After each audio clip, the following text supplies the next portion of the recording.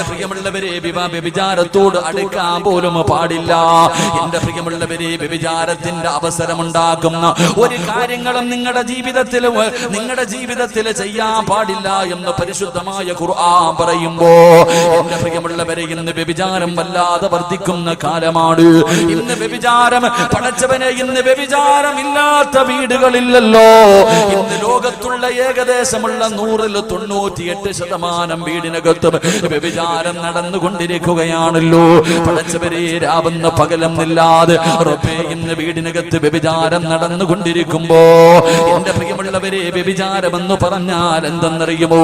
നമ്മൾ കരുതിയിരിക്കുന്നത് ഒരാണിന്റെയും പെണ്ണിന്റെയും ഗുഹ്യഭാഗങ്ങൾ പരസ്പരം ചേരുന്നതിനാണ് വ്യഭിചാരമെന്ന് കരുതുന്നത്. വ്യഭിചാരം അതാണെന്ന് കരുതുന്ന എന്റെ പ്രിയപ്പെട്ട മുസ്ലിമേ, അതിനല്ല വ്യഭിചാരമെന്ന് പറയുന്നത്. അതിന് മാത്രമല്ല വ്യഭിചാരമെന്ന് പറയുന്നത്. ഒരാണും പെണ്ണും ശാരീരികമായി ബന്ധപ്പെടുന്നതിന് മാത്രമല്ല വ്യഭിചാരമെന്ന് പറയുന്നത്. അത് വ്യഭിചാരത്തിന്റെ ഏറ്റവും അവസാനത്തെ ഘട്ടമാ. അത് വ്യഭിചാരത്തിന്റെ ഏറ്റവും അവസാനത്തെ ഘട്ടമാ. അല്ലാഹുവിന്റെ റസൂൽ അവിടെന്ന് പറയുന്നു, സ്വഹാബാ, ശരീരത്തിന്റെ ഓരോ അവയവത്തിനും വ്യഭിചാരമുണ്ടെന്ന് നബി മുഹമ്മദ് മുസ്തഫ സല്ലല്ലാഹു അലൈഹി വസല്ലമ തങ്ങൾ പറയുകയാണ്. പ്രവാചകൻ പറഞ്ഞു, കണ്ണിന് വ്യഭിചാരമുണ്ട്, ചെവിക്ക് വ്യഭിചാരമുണ്ട്, നാവിന് വ്യഭിചാരമുണ്ട്, കൈയ്ക്ക് വ്യഭിചാരമുണ്ട്, കാലിന് വ്യഭിചാരമുണ്ട്, ഹൃദയത്തിന് വ്യഭിചാരമുണ്ട്. ആദമിന്റെ മക്കള് വ്യഭിചാരത്തിന്റെ കുറ്റം അവരുടെ മേൽ എഴുതപ്പെടുമെന്ന് അല്ലാഹുവിന്റെ പ്രവാചകൻ അവിടെന്ന് പറയുമ്പോ, എന്റെ പ്രിയപ്പെട്ട ചെറുപ്പക്കാരാ, കണ്ണിന്റെ വ്യഭിചാരം എന്തെന്നറിയുമോ? അല്ലാഹുവിന്റെ റസൂല് പറയുകയാണ്, അബൂ ഹുറൈറ തങ്ങൾ പറഞ്ഞു കൊടുക്കുകയാ, കണ്ണിന്റെ വ്യഭിചാരം എന്തെന്നറിയോ? അല്ലാഹുവിന്റെ റസൂല് പറയുന്നു, സ്വഹാബാ, ഹറാമ് കാണൽ കണ്ണിന്റെ വ്യഭിചാരമാണെന്ന് നബി മുഹമ്മദ് മുസ്തഫ സല്ലല്ലാഹു അലൈഹി വസല്ലമ തങ്ങൾ പറയുമ്പോ, ഇന്ന് ഏറ്റവും കൂടുതൽ വ്യഭിചാരം നടക്കുന്നത് ഏത് വഴിയിലൂടെ എന്നറിയുമോ? അല്ലാഹുവേ, മൊബൈലിലൂടെയാണ്. പാതിരാത്രി 9 മണിയായ എല്ലാവരും ഭക്ഷണം കഴിച്ചിട്ട് ഒരു വീടിന്റെ പല റൂമിനകത്തേക്ക് കിടക്കുകയാണ്. വാപ്പ ഒരു റൂമിലാണ്, ഉമ്മ ഒരു റൂമിലാണ്, മക്കൾ ഒരു റൂമിലാണ്. പടച്ചവനെ, എന്നിട്ട് ഓരോ റൂമിനകത്ത് കിടന്നുകൊണ്ട് വ്യഭിചരിക്കുമ്പോ, ഫോണിലൂടെയുള്ള വ്യഭിചാരം വല്ലാതെ വർദ്ധിക്കുമ്പോ, പടച്ചവനെ, എന്റെ പ്രിയപ്പെട്ട ചെറുപ്പക്കാരാ,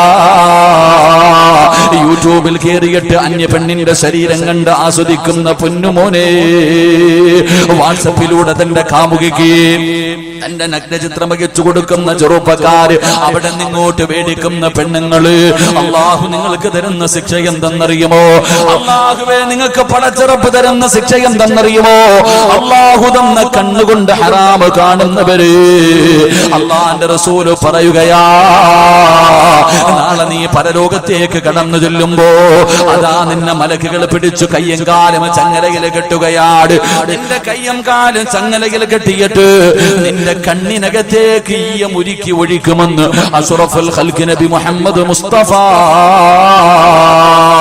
സല്ലല്ലാഹു അലൈഹി വസല്ലമ തങ്ങൾ പറയുമ്പോ, ചിലരൊക്കെ ഇതിന് നിസാരമായിട്ടാണ് തള്ളുന്നത്. ഇത് നിസാരമല്ല. പടച്ചവനെ, സിനിമയ്ക്കകത്ത് അരപ്പാവാട ഇട്ടിട്ട് ഒരു പെണ്ണ് കടന്ന് ആടുന്നത് പടച്ചവനെ ഒരു നാണവുമില്ലാതെ ഇരുന്ന് കാണുന്ന മുസ്ലിമേ, അത് നിസാരമാണെന്ന് തള്ളിക്കളയുന്നവര്, അത് നിസാരമായ ഒരു തെറ്റല്ല, അത് നിസാരമായ ഒരു പാപമല്ല.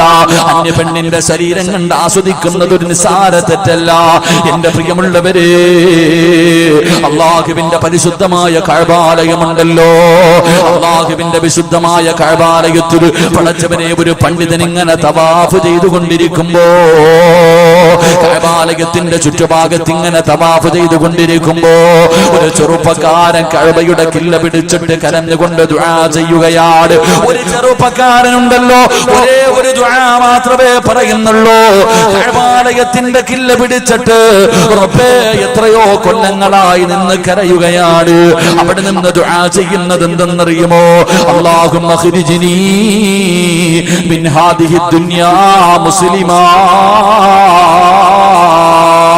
ഒരു മനുഷ്യന് കഅബാലയത്തിന്റെ കില്ല പിടിച്ചിട്ട് എപ്പോ നോക്കിയാലും ഇതേ ദുആ മാത്രമാണ് പറയുന്നത്. എപ്പോ നോക്കിയാലും ഇതേ ഒരു വാചകം മാത്രമേ പറയുന്നുള്ളൂ. പൊട്ടിക്കരഞ്ഞുകൊണ്ട് ദുആ ചെയ്യുകയാണ്. അല്ലാഹുമ്മ ഖ്രിജ്നി മിൻ ഹാദിഹി ദുനിയാ മുസ്ലിമാ. അല്ലാഹുവേ എന്നെ നീ ഒരു മുസ്ലിമാക്കി മരിപ്പിക്കണേ അല്ലാ.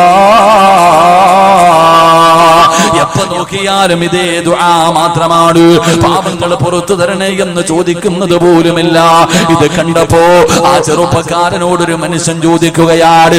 ഒരു പണ്ഡിതൻ ചോദിച്ചു, എന്തിനാണ് പൊന്നുമോന് നിനക്ക് വേറെ ഒന്നും ചോദിക്കാനില്ല, ഇത് മാത്രമേ നീ ദുആ ചെയ്യുന്നല്ലോ, എന്താണ് സംഭവിച്ചതെന്ന് ചോദിക്കുമ്പോ ആ ചെറുപ്പക്കാരൻ പൊട്ടിക്കരഞ്ഞുകൊണ്ട് പറയുകയാണ്, എനിക്ക് 2 സഹോദരങ്ങളുണ്ട്, എന്റെ ജ്യേഷ്ഠനുണ്ട്, എനിക്ക് 2 ജ്യേഷ്ഠന്മാരുണ്ട്.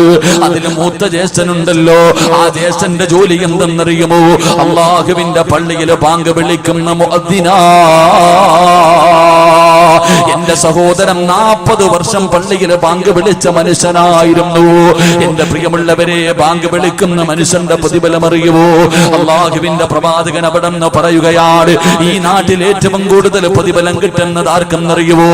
ഈ പള്ളിയിൽ ബാങ്ക് വിളിക്കുന്ന മുഅദ്ദിനുണ്ടല്ലോ, ഈ പള്ളിയിൽ ബാങ്ക് വിളിക്കുന്ന മുഅദ്ദിനുണ്ടല്ലോ, ആ മനുഷ്യനാണ് ഈ നാട്ടിലെ ഏറ്റവും കൂടുതൽ പ്രതിഫലം കിട്ടുന്നതെന്ന് നബി മുഹമ്മദ് മുസ്തഫ സല്ലല്ലാഹു അലൈഹി വസല്ലമ തങ്ങൾ പറയുകയാ. ആ മനുഷ്യന് വേണ്ടി ബാങ്കിന്റെ ശബ്ദം കേൾക്കുന്ന സർവ്വചരാചരങ്ങൾ നാളെ പടച്ചറപ്പിന്റെ മുന്നിൽ സാക്ഷി നിൽക്കുമെന്ന് പ്രവാചകൻ പഠിപ്പിക്കുന്നു.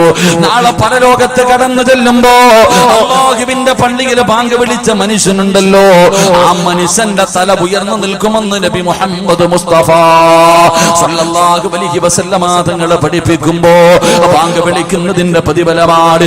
എന്റെ പ്രിയമുള്ളവരെ, 12 കൊല്ലം ആരെങ്കിലും ഒറ്റയടിക്ക് ബാങ്ക് വിളിച്ചാൽ, 12 വർഷം ഏതെങ്കിലും ഒരു മനുഷ്യൻ ബാങ്ക് വിളിച്ചാൽ ആ മനുഷ്യന് സ്വർഗമുണ്ടെന്ന് നബി മുഹമ്മദ് മുസ്തഫ സല്ലല്ലാഹു അലൈഹി വസല്ലമ തങ്ങൾ പറയുമ്പോ ഈ ചെറുപ്പക്കാരൻ പൊട്ടിക്കരഞ്ഞുകൊണ്ട് പറയുകയാണ്, എന്റെ സഹോദരൻ 40 കൊല്ലമാണ് ബാങ്ക് വിളിച്ചത്. പടച്ചവനെ 5 നേരം നിസ്കരിക്കുന്ന മനുഷ്യനായിരുന്നു, നിസ്കാരത്തടമ്പുള്ള മനുഷ്യനായിരുന്നു, കയ്യിൽ കിട്ടുന്നത് സദഖ കൊടുക്കുന്ന മനുഷ്യനായിരുന്നു, അല്ലാഹുവിന്റെ പരിശുദ്ധമായ ഖുർആൻ ഓതുന്ന മനുഷ്യനായിരുന്നു. പടച്ചവനെ രാത്രി കാലങ്ങളിൽ എഴുന്നേറ്റ് നിന്ന് തഹജ്ജുദ് നിസ്കരിക്കുന്ന മനുഷ്യനായിരുന്നു. പക്ഷേ എന്റെ ജ്യേഷ്ഠനുണ്ടല്ലോ, അവിടുന്ന് രോഗം പിടിച്ച് സക്കറാത്തിന്റെ അവസ്ഥയിൽ കിടക്കുമ്പോ എന്റെ പ്രിയപ്പെട്ട സഹോദരൻ 40 കൊല്ലം അല്ലാഹുവിന്റെ പള്ളിയിൽ അല്ലാഹു അക്ബർ അല്ലാഹു അക്ബർ അല്ലാഹുവിന്റെ പള്ളിയിൽ 40 കൊല്ലം ബാങ്ക് വിളിച്ച എന്റെ സഹോദരനുണ്ടല്ലോ, അവസാനം സക്കറാത്തിന്റെ അവസ്ഥ എത്തിയപ്പോ എന്നോട് പറഞ്ഞു, പരിശുദ്ധമായ ഖുർആൻ എടുത്തുകൊണ്ടുവരാൻ. എന്നോട് എന്റെ സഹോദരൻ പറഞ്ഞു, മോനെ ഖുർആൻ എടുത്തുകൊണ്ടുവാ. പടച്ചവനെ, ഞാൻ ചിന്തിച്ചു, എന്റെ സഹോദരൻ ഖുർആൻ ഒരുപാട് ഓതിയതാണല്ലോ, ആ ഖുർആൻ ഓതിയിട്ട് മരിക്കാൻ പോകുകയായിരിക്കും, അള്ളാന്റെ ഖുർആൻ കെട്ടിപ്പിടിച്ച് മരിക്കാനായിരിക്കും. ഖുർആൻ എടുത്തുകൊണ്ട് വരാൻ പറഞ്ഞപ്പോ ഞാൻ എന്റെ സഹോദരന്റെ കയ്യിലേക്ക് ഖുർആൻ കൊണ്ടുവച്ചപ്പോ അവിടെ നിന്ന് പറയുന്നു, കഫർതു ബില്ലാഹി ബിമാ ഉൻസില. പരിശുദ്ധമായ ഖുർആൻ കൊണ്ടുകൊടുത്തപ്പോ ആ ഖുർആൻ വലിച്ചു കീറുകയാണ്, അല്ലാഹുവിന്റെ പരിശുദ്ധമായ ഖുർആൻ വലിച്ചു കീറുകയാണ്. എന്നിട്ട് പറയുകയാ, എനിക്ക് ഈ ഖുർആനിൽ വിശ്വാസമില്ല. 40 കൊല്ലം അല്ലാഹുവിന്റെ പള്ളിയിൽ ബാങ്ക് വിളിച്ച മനുഷ്യനുണ്ടല്ലോ, അവസാനം മരണത്തിന്റെ വേളയിൽ സക്കറാത്തിന്റെ അവസ്ഥയിൽ തന്റെ സഹോദരനോട് പരിശുദ്ധമായ ഖുർആൻ എടുത്തുകൊണ്ടുവരാൻ പറഞ്ഞു. ആ ഖുർആൻ കയ്യിൽ കൊണ്ടുകൊടുക്കുമ്പോ എനിക്കിതിൽ വിശ്വാസമില്ലെന്ന് പറഞ്ഞുകൊണ്ട് റബ്ബിന്റെ ഖുർആൻ അങ്ങ് വലിച്ചു കീറുകയാണ്. എന്റെ പ്രിയമുള്ളവരെ, ആ മനുഷ്യൻ പറയുകയാ, എന്റെ സഹോദരൻ കാഫിറായി മരിച്ചുപോയി. 40 കൊല്ലം അല്ലാഹുവിന്റെ പള്ളിയിലെ ബാങ്ക് വിളിച്ച മനുഷ്യര് അവസാനം തന്റെ മരണമെടുത്തപ്പോ പരിശുദ്ധമായ ഖുർആൻ എനിക്ക് വിശ്വാസമില്ലെന്ന് പറഞ്ഞ് അത് വലിച്ചു കീറിയിട്ട് കാഫിറായിട്ടാണ് മരിച്ചുപോയത്. എന്നിട്ട് പറയുന്നു, എന്റെ രണ്ടാമത്തെ സഹോദരനുണ്ടല്ലോ, അതേ പള്ളിയിൽ തന്നെയാണ് ബാങ്ക് വിളിച്ചത്. 10 വർഷം എന്റെ സഹോദരനും അവിടെ രണ്ടാമത്തെ സഹോദരനും 10 കൊല്ലം ആ പള്ളിയിൽ ബാങ്ക് വിളിച്ചു.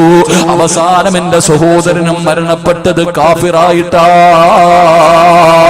ഇപ്പൊ ആ പള്ളിയിൽ ബാങ്ക് വിളിക്കുന്നത് ഞാനാണ്. ഇപ്പോൾ ആ പള്ളിയിൽ ബാങ്ക് വിളിക്കുന്നത് ഞാനാണ്. എന്തിനാണ് ഞാൻ കഅബാലയത്തിന്റെ മുറ്റത്ത് വന്നിരുന്ന് ദുആ ചെയ്യുന്നതെന്നറിയുവോ? അല്ലാഹുവേ, എന്റെ സഹോദരന്മാർക്ക് വന്ന ഗതി എനിക്ക് തരല്ലേ അല്ലാ, ആ ഗതി എനിക്ക് വരല്ലേ അല്ലാ എന്നുകൊണ്ട് കഅബാലയത്തിന്റെ കില്ല പിടിച്ചിട്ട് കരയുന്ന ചെറുപ്പക്കാര് പടച്ചവരെ. ആ മനുഷ്യൻ ചോദിച്ചു, നിങ്ങളുടെ സഹോദരങ്ങൾക്ക് വല്ല ദുശീലവും ഉണ്ടായിരുന്നോ? നിന്റെ സഹോദരങ്ങൾക്ക് വല്ല ദുശീലവും ഉണ്ടായിരുന്നോ? ആ സമയത്ത് പെട്ടെന്ന് പറഞ്ഞ മറുപടി എന്തെന്നറിയുമോ? വഹുമായന്നുറാനി ഔറാദുൻ നിസാ. പടച്ചവരെ, യതീംഖാനയുടെ മുന്നിൽ ഒരുമിച്ച് കൂടിയ മുസ്ലിമേ, നീ പറ, അല്ലാഹുവിന്റെ പള്ളിയിൽ 40 കൊല്ലം ബാങ്ക് വിളിച്ച മനുഷ്യൻ അല്ലാഹു കൊടുക്കുന്ന പ്രതിഫലം എന്താ? എത്ര നല്ല മനുഷ്യനാണ് പടച്ചവരെ, എത്ര നല്ല മനുഷ്യനാണ്.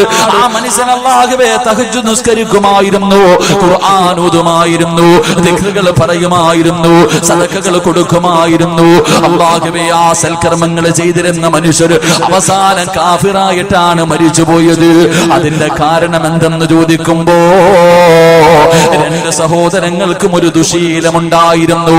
2 സഹോദരങ്ങൾക്കും ഒരു ദുശീലമുണ്ടായിരുന്നു. എന്തേ ദുശീലമെന്നറിയോ? ഔറാദുൻ നിസാ,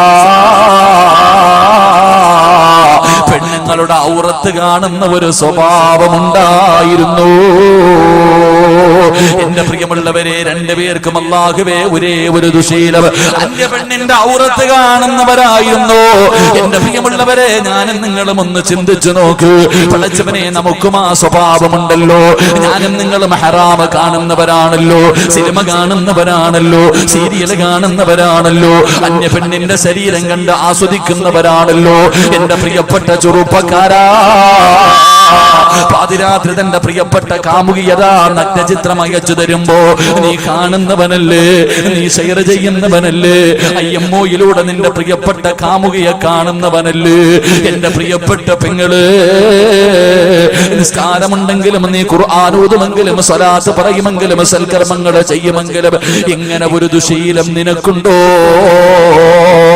അല്ലാഹുവേ, മഗ്രിബിന്റെ സമയത്ത് ടിവിയുടെ ഫ്രണ്ടിലിരുന്നിട്ട് അന്യപുരുഷന്റെ ഔറത്ത് കണ്ട് ആസ്വദിക്കുന്ന പെണ്ണ്,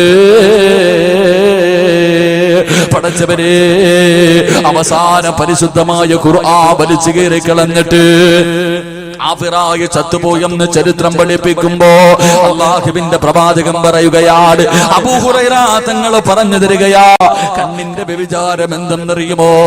കണ്ണിന്റെ വ്യഭിചാരം എന്തെന്നറിയുമോ? കണ്ണുകൊണ്ട് ഹറാമ് കാണല്, അന്യ പെണ്ണിന്റെ ശരീരം കാണല്, അന്യ പുരുഷന്റെ ശരീരം കാണല് കണ്ണിന്റെ വ്യഭിചാരമാണെന്ന് നബി മുഹമ്മദ് മുസ്തഫ.